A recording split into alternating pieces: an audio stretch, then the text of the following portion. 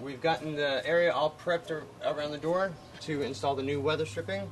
And what you want to do is you just want to close your door, and then you're going to measure it.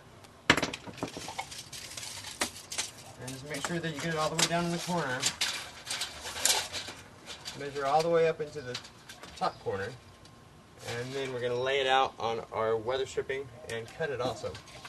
And you want to lay out one piece at a time. Do this one, and then do the one on this side, and then the top one.